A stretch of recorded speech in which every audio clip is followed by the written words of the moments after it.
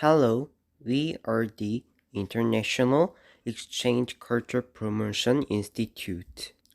We have had a history of Korea along with the history of the world. Our ancestors have been withstanding in the history of the humiliating world. This was the case in the Japanese occupation for 7 years and in the Byungja-Horan for 1 year. In the history of war, one of those who thanked themselves for fighting against the enemy when their country was in danger. We called them Uibyung in Korean. They were the ones who fought against the enemy according to their own intentions, without waiting for the orders of the country when the country threatened.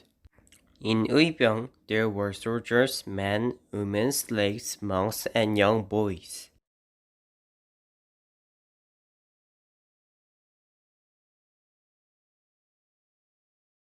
From now on, I will explain about the history of Righteous Army, Three Kingdoms period to Joseon Dynasty. In Three Kingdoms period, one of the kingdom get the power which is unification whole three kingdoms. So other two kingdoms are started revival movement, and this picture of captain's name is Hukchi Sangji. The middle age of the Joseon dynasty, Japan invaded Joseon dynasty. The daimyo was dominant, but the army was falling behind Japan. This captain is Kwak Jae-woo. He gathered other normal people and slaves to make army. He called red clothes captain because he wore all red clothes and hat.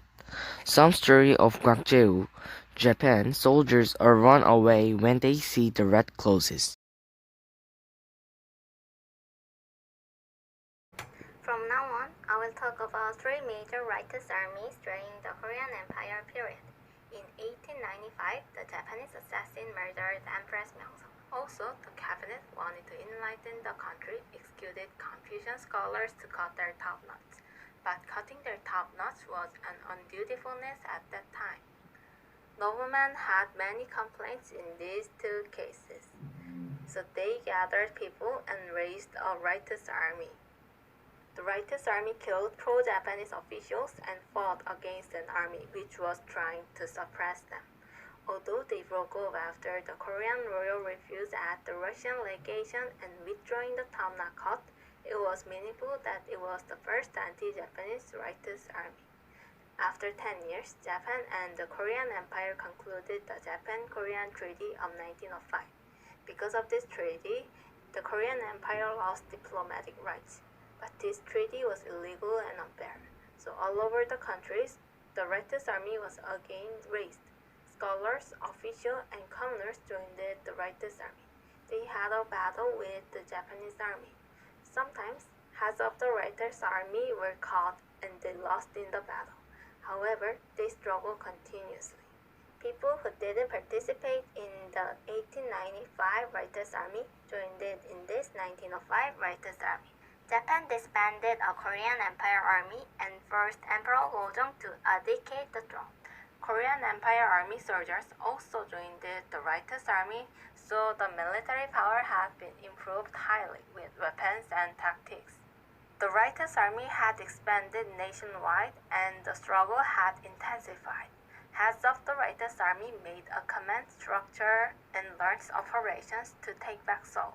Their operation fell through because of the Japanese army's attack. To 1910, they kept a struggle until the Korean Empire became a Japanese colony. After many of the surviving troops fled to Manchuria and Maritime Province to carry on their fight. Until now, we explained the history of Righteous Army who was just people but fought against external forces. Now, I'm going to tell you about the place where we can see and feel them. Let's go to Uryong in the southern part of Korea. Uryong is the place where the Righteous Army fought against Japan in Japanese invasion. Also in here, General Kwak Jae lived. Kwak-jeou was the general of Writer's army at the time. Even though he was just a nobleman, he gathered the people and made Writer's army to fight against Japan. And he contributed a lot in winning the war. So because of him and many battles by Writer's army in Japanese invasion, in here we can see many things related to them. First of all, in there are a memorial tower and a building which has traditional structure. Its name is Chungiksa, and in there are 17 memorial tablets of generals, including Kwak-jeou. Sometimes they do memorial events in here. Near Chungiksa, there is a museum. Right after we enter the museum, we can see the huge statue, and he is General Kwak-jeou. Anyway, in here, we can learn detailed information of Writer's army, especially about General Kwak and the battles that took place near here. Also, we can see the things like swords, which was used at the time. I think if you have interest in Writer's army, especially in Japanese invasion in 1592, Chungiksa and Writer's Army Museum would be great.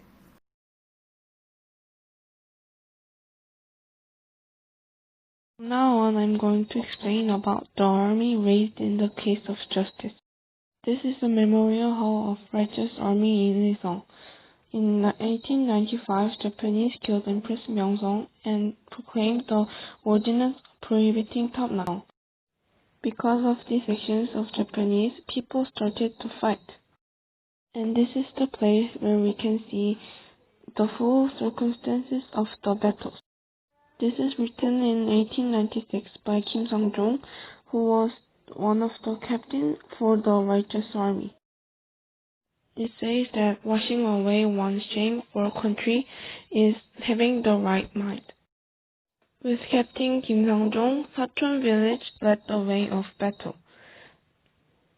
The Uiseong army fought for 62 days and spread the fight to people.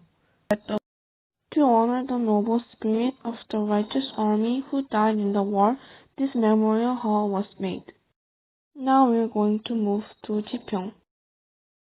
This battle also started in 1895, started for the same reason as the Uiseong battle. This battle was led by Kim Baek-sun and Lee Chun-young. About 400 gunners followed them.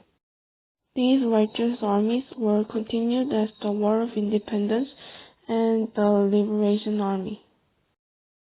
If you are interested in Korea's righteous armies, it would be great to visit these places.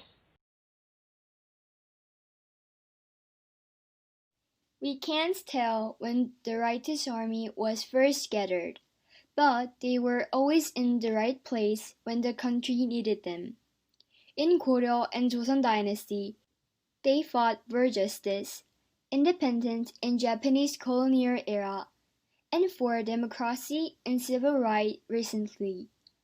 The shape and method have changed, but the righteous army spirit, fighting for righteousness and forming identity of Korea, is unchanging. One example of civic movement that inherited the spirit of the righteous army is the recent COVID-19 medical support in Daegu. Medical teams from all over the country volunteered to help people in Daegu and Gyeongbuk area, where confirmed cases were concentrated. They are not opposing to current government or policy, but the medical team who sacrificed for the cause of the people and loved the nation more than anyone else is the spirit of the righteous army. The righteous army spirit, which had been breathing with our people for a long time, not only embodied a justice community and established a symbiotic national identity and cultural identity, but also based on the realization of civic nationalism and pacifism. In other words, it is the righteous army of Korea in the 21st century that showed hope whenever the country was in trouble.